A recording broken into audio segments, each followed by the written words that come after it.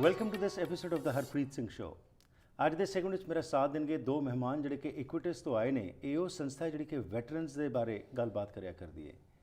Programme ਦੇ ਵਿੱਚ ਸਾਥ ਦੇਣਗੇ ਮਾਰਕ ਬਰਚਲ ਅਤੇ ਉਹਨਾਂ ਦੇ ਨਾਲ ਬ੍ਰਾਇਨ ਮੈਕੈਨਾ। ਇਹ ਦੋਨੋਂ ਹੀ ਮਹਿਮਾਨ ਜਿਹੜੇ ਨੇ ਦੱਸਣਗੇ ਕਿ ਕਿਹੜੇ ਇਸ਼ੂਜ਼ ਨੇ ਜਿਨ੍ਹਾਂ ਦੇ ਬਾਰੇ ਲੋਕਾਂ ਨੂੰ ਪਤਾ ਹੋਣਾ ਚਾਹੀਦਾ as far as veterans are concerned. So ਸਵਾਗਤ ਕਰਦੇ ਹਾਂ ਦੋਨਾਂ ਹੀ ਮਹਿਮਾਨਾਂ ਦਾ। Welcome to the programme. Thank you. Thank you very much for being here. It's a pleasure having you. Thank you. So Marc, we'll start with you. Equitas, tell us a little bit about this organization. What all do you do under this? Well, Equitas was formed in 2012 to actually finance a class action lawsuit against the Canadian government to reinstate lifelong pensions, or at least the equivalent of that, to veterans who were injured after 2006 when the new Veterans Charter was introduced, and lump sum payments were replaced with, or pensions were replaced with lump sum payments that fell far short of what the pension plan offered. Right. So Equitas was formed to fund the class action lawsuit, which was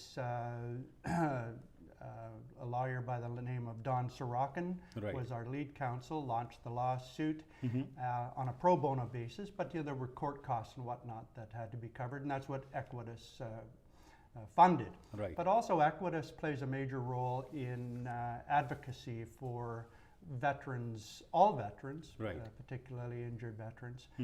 And we've probably risen in status to become one of the major advocacy groups in the veteran community. Thank you for informing about this.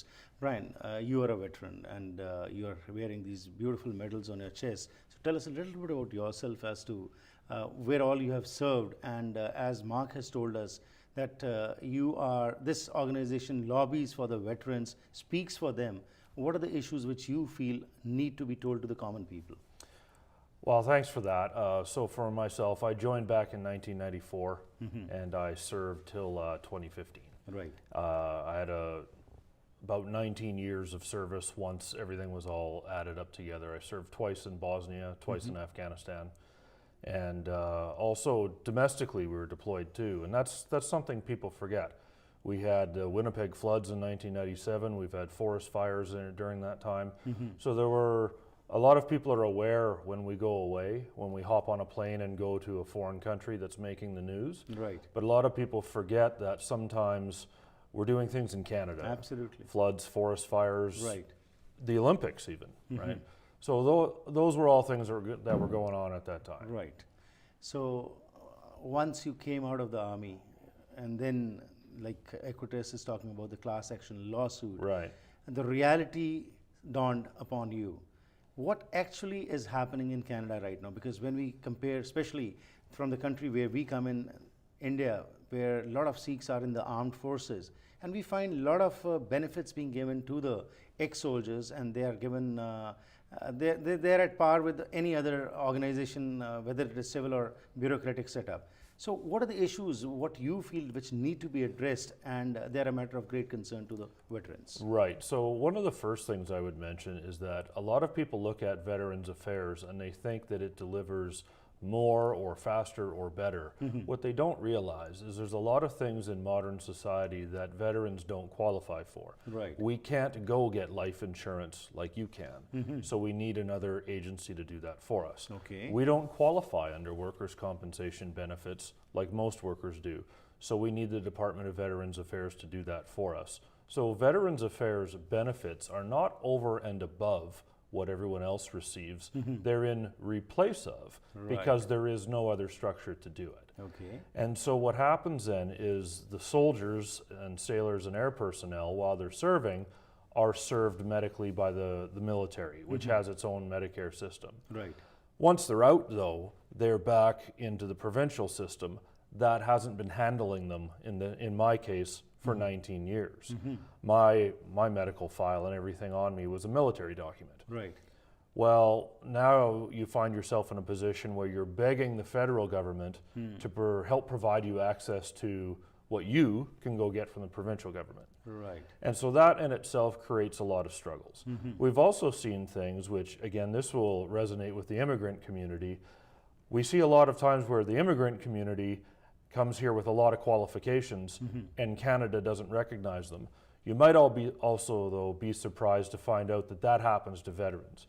Veterans can leave the Canadian military with an air brakes course that the Ontario government doesn't recognize, or a welding ticket that the British Columbia government doesn't recognize. Right. And so within Canada, we've got this group of people, I would suggest highly qualified, that leave the force, and part of their transition problem is they're qualified to do a lot of things that no one out there in the real world actually knows how to recognize that. So that's a struggle in itself. There will always be things that we have to iron out, and that's one of them too.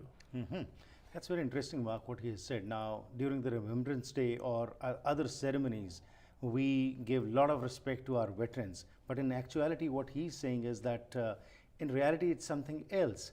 Why do you feel, while we always praise our veterans or the serving defense personnel, but when it comes to giving back to them, why are the governments pushing or withdrawing and not coming fully? While governments are ready to give millions of dollars abroad, but why is it that irrespective of any party which comes to power, they are a little behind in helping our veterans? Well, that's a very good question. It is one we've asked the past and current Veteran Affairs Minister. We don't actually know why.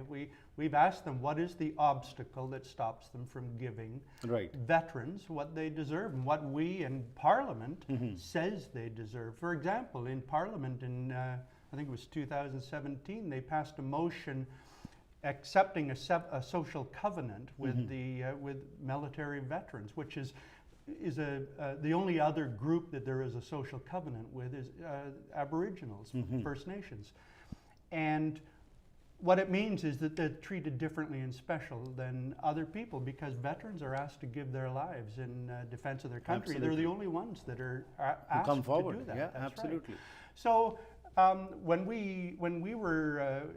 the appeals court ruled against us, they said that if politicians truly believe what they say in the House of Commons, then they should legislate it and make it law.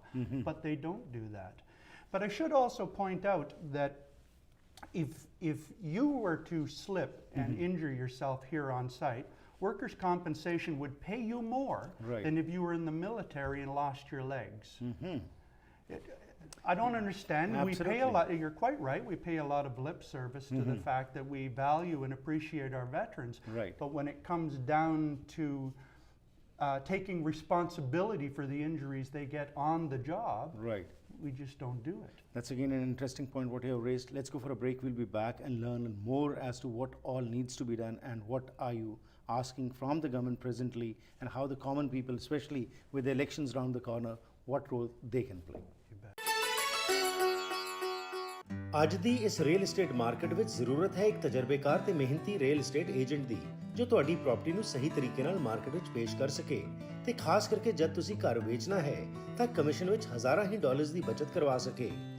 ਮਕਾਨ ਮਾਲਕ ਕਈ options ਦੀ ਵਰਤੋਂ ਕਰਕੇ ਆਪਣੀ terms ਤੇ listing ਇੱਕ flat ਫੀ ਦੇ ਕੇ ਕਰ ਸਕਦੇ ਹਨ। ਵਨ ਫਲੈਟ ਫੀ ਦੇ ਮਯੂਰ ਅਰੋੜਾ ਤੁਹਾਨੂੰ ਪ੍ਰਾਪਰਟੀ ਵੇਚਣ ਤੇ ਖਰੀਦਣ ਵਿੱਚ ਮਦਦ ਕਰ ਸਕਦੇ ਹਨ ਕਿਉਂਕਿ ਇਹਨਾਂ ਨੇ ਲੋਅਰ ਮੇਨਲੈਂਡ ਵਿੱਚ ਪਿਛਲੇ ਕਈ ਸਾਲਾਂ ਤੋਂ ਹਜ਼ਾਰਾਂ ਹੀ ਪ੍ਰਾਪਰਟੀਆਂ ਵੇਚੀਆਂ ਹਨ। ਅੱਜ ਹੀ ਕਾਲ ਕਰੋ 6047251000 ਜਾਂ ਫਿਰ ਵਿਜ਼ਿਟ ਕਰੋ oneflatfee.ca। Once again, welcome back to the program. Program ਦੇ ਇਸ ਹਿੱਸੇ ਵਿੱਚ ਇਕੁਇਟਸ ਤੋਂ ਆਏ ਹੋਏ ਸਾਡੇ ਮਹਿਮਾਨਾਂ ਨੇ ਦੱਸਿਆ ਬ੍ਰੇਕ ਤੋਂ ਪਹਿਲਾਂ ਕਿ ਇਹ ਜੈਨੂਇਨ ਆਪਣੀ ਡਿਮਾਂਡਸ ਜਿਹੜੀਆਂ ਨੇ ਗਵਰਨਮੈਂਟ ਤੋਂ ਮੰਗ ਕਰ ਰਹੇ ਨੇ, ਜਿਹਦੇ ਵਿੱਚ ਕਿ ਮਿਸਾਲ ਦੇ ਤੌਰ ਤੇ ਇਹਨਾਂ ਨੇ ਦੱਸਿਆ ਕਿ ਲਾਈਫ ਇੰਸ਼ੋਰੈਂਸ ਇਹ ਨਹੀਂ ਖਰੀਦ ਸਕਦੇ ਜਾਂ WCB ਜਿਹੜਾ ਹੈਗਾ ਉਹ ਇਹਨਾਂ ਨੂੰ ਉਹ ਕਲੇਮਸ ਜਾਂ ਬੈਨੀਫਿਟਸ ਨਹੀਂ ਦਿੰਦਾ, ਇਸ ਕਰਕੇ ਇਹਨਾਂ ਨੂੰ ਵੈਟਰਨ ਅਫੇਅਰਸ ਕੋਲ ਜਾਣਾ ਪੈਂਦਾ ਹੈਗਾ। ਪਰ ਇਹਨਾਂ ਨੇ ਕਿਹਾ ਕਿ ਸਰਾਸਰ ਇਹ ਗਲਤ ਹੁੰਦਾ ਹੈ ਕਿ ਇਹਨਾਂ ਦੀ ਕੋਈ ਸੁਣਵਾਈ ਨਹੀਂ ਹੁੰਦੀ ਤੇ ਇਹ ਸਿਰਫ ਆਪਣੇ ਜੈਨੂਇਨ ਜਿਹੜੀ ਡਿਮਾਂਡਸ ਨੇ ਉਹ ਪੂਰੀਆਂ ਕਰਨ ਵਾਸਤੇ ਹੀ ਇਹ ਸੰਸਥਾ ਵੱਲੋਂ ਲੌਬਿੰਗ ਕਰਦੇ ਨੇ। ਆਓ ਹੋਰ ਗੱਲਬਾਤ ਕਰਦੇ ਹਾਂ ਦੋਨਾਂ ਹੀ ਮਹਿਮਾਨਾਂ ਨਾਲ। So like before the break you mentioned that if there are incidents of this kind where you get injured or any matter of fact which needs to be looked after by the government, it's relegated to the background. So now the question that comes is that with all the people who have been raising these demands, and even you had to go to the court also, but still you did not get justice, as you have said, the appeals court also dismissed it. Now, what are you planning further? How are you trying to lobby? Of course, the veterans are doing it, but is this message going to the common public also? Because many of the times, the common public feels that you are the most respected, of course, in courts, but in actuality, things are a little different. Well, actually, we've gotten a lot of support from all of the media. All the media, major media, all support us. John McComb, who is a big supporter on the John McComb Show, Right. he's actually the MC at our Canadian Walk for Veterans. And that actually is something that we are doing, is we've created the Canadian Walk for Veterans that last year went from coast to coast, Victoria, all the way to St. John's. And the whole idea of the Canadian Walk for Veterans is twofold. One, to raise the profile of the fact that we have veterans. You know, a lot of Canadians just get on with their lives and they forget that we have men and women deployed in very dangerous situations in very dangerous countries. They're protecting the lifestyle that we enjoy here in Canada. Right. So the whole idea of the Canadian Walk for Veterans is to raise the profile and connect the public with veterans. Right. To walk shoulder to shoulder in a walk and share the kinds of challenges that veterans face. And so this year we have it happening on October 19th. It's our Right. second one. We'll have it in 10 cities across the country. We invite politicians to it.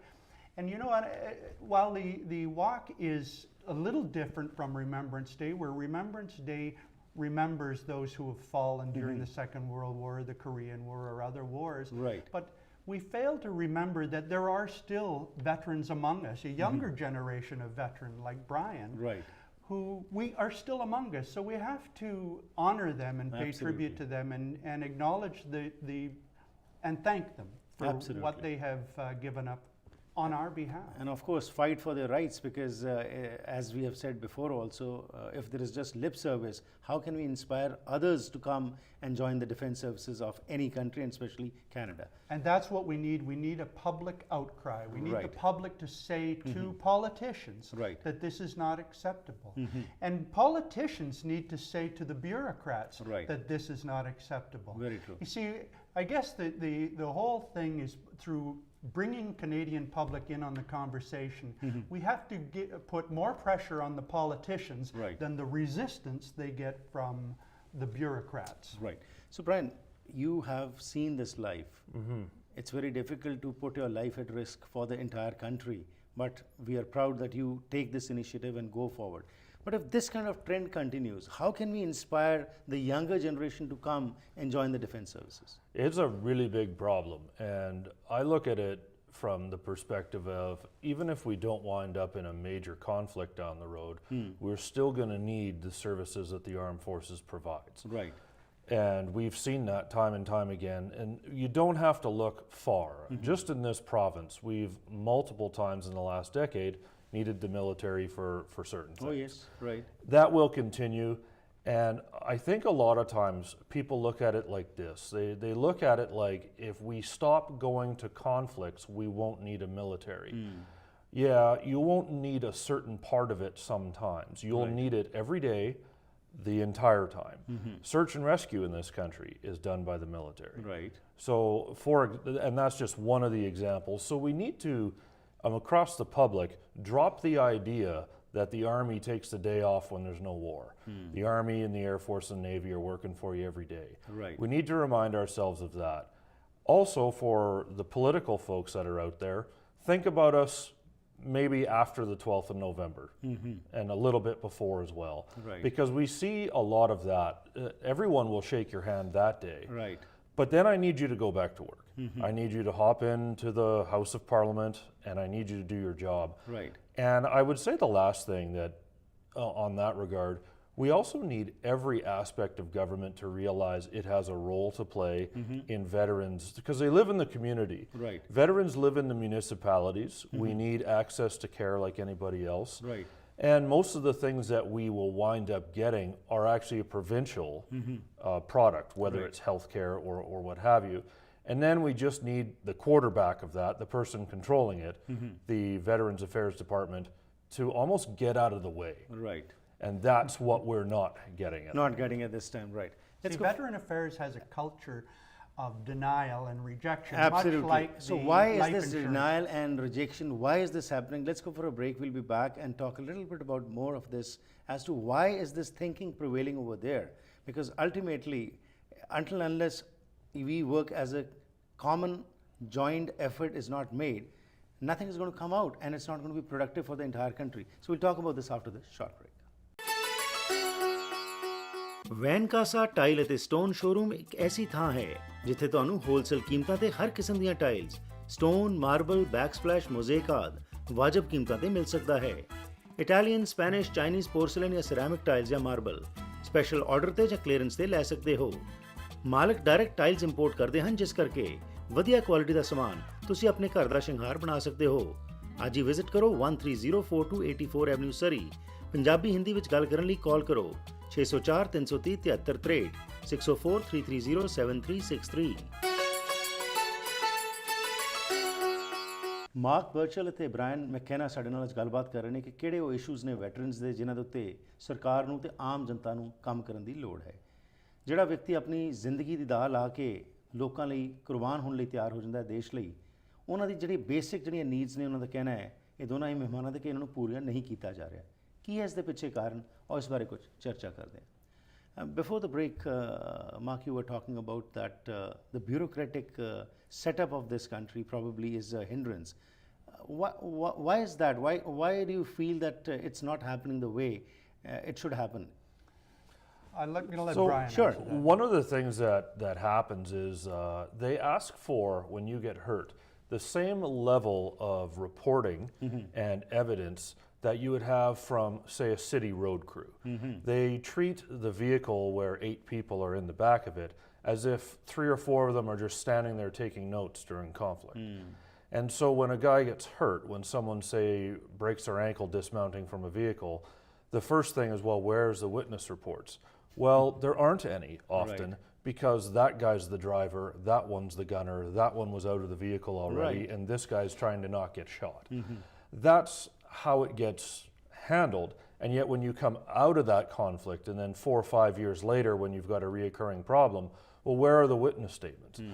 And that's one of the things that's not supposed to be happening. We keep getting told through the promises of government that they're going to assume that our cases are legitimate unless there's proof that it isn't.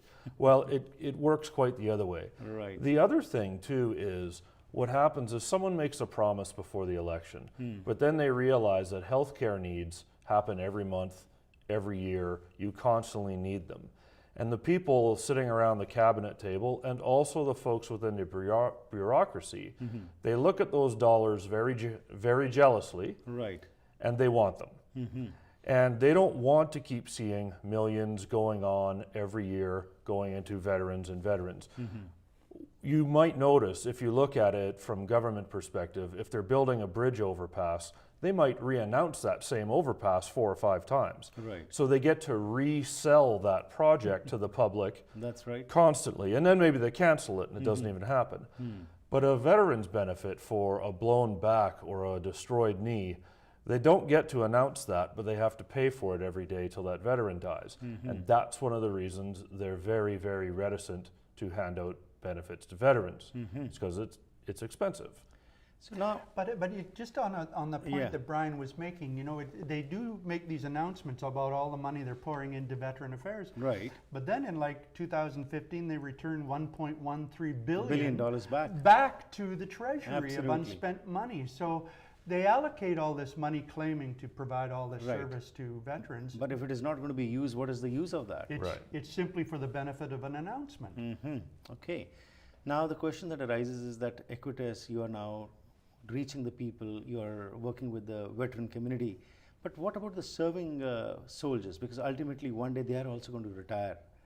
Now, are you trying to reach them also and trying to bring amidst the generals also that this is the kind of situation which veterans face later on in life, And are you getting some response from that? We do, and I'll tell you another thing that happens is very quietly, a lot of people in the senior elements of the military will reach out to us and whisper, keep going, keep doing it, we need you to keep doing it. But they can't do this. Right? Of course. And that's one of the things that we have to remember. Our role as veterans, there's a lot of different roles. And one of it is to speak up for those that aren't allowed to comment on government policy. There's a good reason why soldiers do what they're told, and a good reason why they don't come out to the press and say whether they think what they were told is a great idea. You need a military that tomorrow when the earthquake hits is going to turn left when it's told to turn left. Absolutely. We, however, we have a little more latitude. We can say what we think, and we're doing that. Great. And we work very closely with all of the political parties, all politicians. They all say they believe in what we're doing. Absolutely. Everybody says they believe, but we are not seeing that. It's been about 16 years since I came to Canada, and I have been seeing since then, you know, those issues which were there maybe 10 years back are still the same. So, of course, as you are lobbying, that's what you can do, but politicians and the people also need to come. Now, all the question Justin Trudeau has to do is keep his promise. In 2015, he promised, there was no ambiguity to it. He said, if I'm elected your prime minister, we will return lifelong pensions. And still nothing has happened. And then now he hasn't done How it. can the public join hands and try to raise these issues? And especially in the Sikh community also, there are a lot of people who have worked in the Indian Defence Services and they're over here. So towards the end, what would be your message to the common people and especially those who know what armed services are? Well, I'm going to answer that, and then I'm going to let Brian answer it. The one thing that the reason we've created the Canadian Walk for Veterans is to bring the general public into the conversation, make them aware of the challenges that veterans face, and to share the stories of their experiences. I mean, they've had fascinating stories that they bring back from Afghanistan and Iraq and other places in the world. So hear their stories, show them their appreciation. But write your MPs and get involved. Tell them that it's not acceptable the way our veterans are being treated. So, but Brian has a good answer for that one too. I think the average citizen needs to remember what the soldier looked like when he got on the plane, the bus, the train, or the ship. Because that's the age they come back when they're hurt. We tend to have this vision of it being all men, which is not true, and all men in their 90s, which is also not true. And so I ask people that. You approach politics whatever way you want, but remind yourself throughout the year that these guys are 23, these women are 27. This is the veteran you have today, and they're going all over the globe. This is not years ago with hundreds of thousands going to one place. Today you might have 50 here, 200 there, and if we pull out of that country next year, you might forget about it. Absolutely. Well, thank you very much for being here. Towards the end, any website or any a number where people can call you? I'd like to just present you with a Canadian Walk for Veterans from last year. Thank you very much, sir. Hang on sir. to that. That's Thank a piece you. of Absolutely. history. Thank you very much. And yes, you can go to equitassociety.ca, and it has all of the information about our court case, the challenges, the stories of the 6 veterans that were part of our lawsuit, and it has a Canadian Walk for Veterans page where you can actually go and see all of the media coverage and all of the different cities. Thank you very much for both of you for being here and letting our viewers know. But in future also, anything happens, you are most welcome. This medium will be always available to you to tell the people as to what actually the veterans feel about. Thank you very much and best wishes. Thank you very much. Thank you. ਸੋ ਜੋ ਅੱਜ ਗੱਲਬਾਤ ਹੋਈ ਇਸ ਦੇ ਵਿੱਚ mark ਅਤੇ Brian ਨੇ ਇਹੀ ਗੱਲ ਕਹੀ ਹੈ ਕਿ ਜਿਹੜੇ ਵੈਟਰਨਸ ਜਿਹੜੇ ਉਹ ਫੌਜੀ ਜਿਹੜੇ ਸਰਵਿਸ ਕਰ ਰਹੇ ਨੇ ਉਹਨਾਂ ਦੇ ਨਾਲ ਵੀ ਇਹਨਾਂ ਦਾ ਤਾਲਮੇਲ ਹੈਗਾ ਹੈ, ਲੇਕਿਨ ਜਦੋਂ ਬੰਦਾ ਰਿਟਾਇਰ ਹੋ ਕੇ ਆ ਜਾਂਦਾ ਹੈ ਉਸ ਤੋਂ ਬਾਅਦ ਇਹਨਾਂ ਦੀ ਜੈਨੂਇਨ ਡਿਮਾਂਡਸ ਜਿਹੜੀਆਂ ਨੇ ਉਹਨੂੰ ਵੀ ਪੂਰੀਆਂ ਨਹੀਂ ਕੀਤਾ ਜਾ ਰਿਹਾ, ਜਿਸ ਕਰਕੇ ਇਹਨਾਂ ਨੂੰ ਕੋਰਟ ਦਾ ਸਹਾਰਾ ਲੈਣਾ ਪੈਂਦਾ ਹੈ ਕਈ ਵਾਰ। ਉਹਨਾਂ ਨੇ ਕਿਹਾ ਕਿ ਆਪਣੇ MPs ਨੂੰ ਲੈਟਰਸ ਲਿਖੋ, ਜਦੋਂ ਵੀ ਕੋਈ ਪੋਲੀਟੀਸ਼ੀਅਨ ਆਉਂਦਾ ਉਸ ਨਾਲ ਜ਼ਰੂਰ ਇਹ ਆਵਾਜ਼ ਨੂੰ ਉਠਾਓ ਤਾਂ ਕਿ ਆਉਣ ਵਾਲੀ ਪਨੀਰੀ ਜੋ ਹੈ ਉਹ ਵੀ ਆਰਮਡ ਫੋਰਸਿਸ ਵਿੱਚ ਜਾ ਕੇ ਆਪਣੀ ਸਰਵਿਸ ਦੇ ਸਕੇ। ਅਤੇ ਇਸ ਬਾਰੇ ਕੋਈ ਵੀ ਜਾਣਕਾਰੀ ਲੈਣੀ ਹੋਏ ਤਾਂ ਜੋ ਸਕਰੀਨ ਤੇ ਦਿੱਤੀ ਵੈਬਸਾਈਟ ਹੈ ਇੱਥੇ ਜਾ ਕੇ ਤੁਸੀਂ ਇਨਫੋਰਮੇਸ਼ਨ ਲੈ ਸਕਦੇ ਹੋ।